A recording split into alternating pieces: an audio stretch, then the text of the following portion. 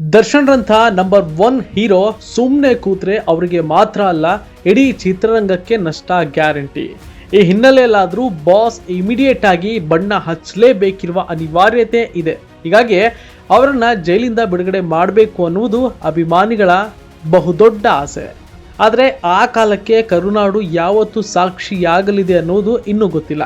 ಹೀಗಿರುವಾಗ ಬೆಂಗಳೂರಿನ ಬಾಪೂಜಿ ನಗರದ ಶಾರದಾಂಬೆ ದೇವಸ್ಥಾನದಲ್ಲಿ ಕುಟ್ಟೋ ಕಲ್ಲು ಮೂಲಕ ಅರ್ಚಕರ ಮಗಳಿಂದ ದೇವಿ ಓಂ ಶಕ್ತಿ ಶಾರದಾಂಬೆ ಭವಿಷ್ಯ ಬರೆಸಿದೆ ಅನ್ನುವ ಸುದ್ದಿ ಗುಲ್ಲಾಗಿದೆ.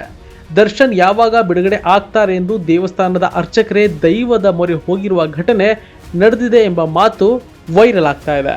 ಓಂ ಶಕ್ತಿ ಶಾರದಾಂಬೆ ಬೀಸುವ ಕಲ್ಲು ಮೂಲಕ ಭವಿಷ್ಯ ನುಡಿದ ದೈವ ದರ್ಶನ್ ಸದ್ಯ ಮೀನ ರಾಶಿಯಲ್ಲಿದ್ದಾರೆ. ಯಾವುದಕ್ಕೂ ಗ್ರಹಚಾರ ಸರಿಯಾಗಿಲ್ಲ, ಗುರುಬಲ ಇಲ್ಲದೆ ಇರುವುದರಿಂದ ಕೆಟ್ಟ ದೆಸೆ ನಡೀತಾ ಇದೆ, ಶನಿ ಬಂದು ಕೂತಿದ್ದಾನೆ ಎಂದು ಭವಿಷ್ಯ ನುಡಿದಿದೆ ಎನ್ನುವ ಮಾತು ಎಲ್ಲೆಡೆ ಕೇಳಿ ಬರ್ತಾ ಇದೆ.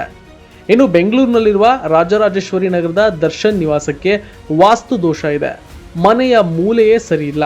ಈ ಎಲ್ಲಾ ಕಾರಣದಿಂದ ಅವರ ಬಿಡುಗಡೆಗೆ ಅಡ್ಡಿಯಾಗಿದೆ. ಇನ್ನು 2 ತಿಂಗಳು ಬಿಡುಗಡೆಯ ಭಾಗ್ಯವಿಲ್ಲ.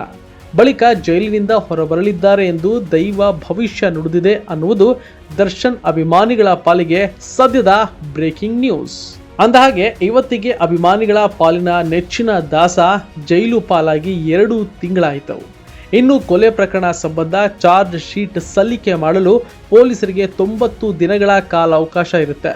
ಒಂದು ವೇಳೆ ದರ್ಶನ್ ಪರ ವಕೀಲರು ಜಾಮೀನು ಅರ್ಜಿ ಸಲ್ಲಿಕೆ ಮಾಡಿದ್ದಲ್ಲಿ ಚಾರ್ಜ್ ಶೀಟ್ ಸಲ್ಲಿಕೆಗೂ ಮುನ್ನ ಕೊಲೆ ಕೇಸ್ನಲ್ಲಿ ಬೇಲ್ ಸಿಗೋದಿಲ್ಲ. ಹೀಗಾಗಿ ಚಾರ್ಜ್ ಶೀಟ್ ಸಲ್ಲಿಕೆ ಆಗುವವರೆಗೂ ದರ್ಶನ್ ಮತ್ತು ಗ್ಯಾಂಗ್ಗೆ ನ್ಯಾಯಾಂಗ ಬಂಧನವೇ ಗಟ್ಟಿ ಎನ್ನುವ ಅಭಿಪ್ರಾಯ ವ್ಯಕ್ತವಾಗ್ತಾ ಇದೆ. ಸದ್ಯ ದರ್ಶನ್, ಪವಿತ್ರ ಗೌಡ ಸೇರಿ ಪರಪ್ಪನ ಅಗ್ರಹಾರ ಜೈಲಿನಲ್ಲಿರುವ 13 ಆರೋಪಿಗಳು ಹಾಗೂ ತುಮಕೂರು ಜೈಲಿನಲ್ಲಿರುವ 4 ಆರೋಪಿಗಳ ನ್ಯಾಯಾಂಗ ಬಂಧನದ ಅವಧಿ ಆಗಸ್ಟ್ 14ರಂದು ಮುಕ್ತಾಯವಾಗಲಿದೆ. ಒಟ್ನಲ್ಲಿ ದರ್ಶನ್ ಇನ್ನೆರಡು ತಿಂಗಳಲ್ಲಿ ಬಿಡುಗಡೆ ಆಗಲಿರುವ ಭವಿಷ್ಯ ಕೇಳಿ ಅವರ ಕೆಲ ಅಭಿಮಾನಿಗಳು ಖುಷಿಯಾಗಿದ್ದಾರೆ.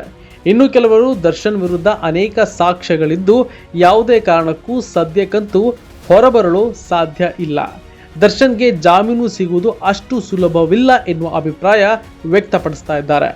ದೈವ ನುಡಿದ ಭವಿಷ್ಯ ನಿಜವಾಗುತ್ತಾ? ದರ್ಶನ್ 2 ತಿಂಗಳಲ್ಲಿ ಹೊರಬರ್ತಾರಾ? ಕಾಲವೇ ಉತ್ತರ ಕೊಡಬೇಕಾಗಿದೆ. ಅಲ್ಲಿವರೆಗೂ ತಾಳ್ಮೆಯಿಂದ ಕಾಯಲೇಬೇಕು.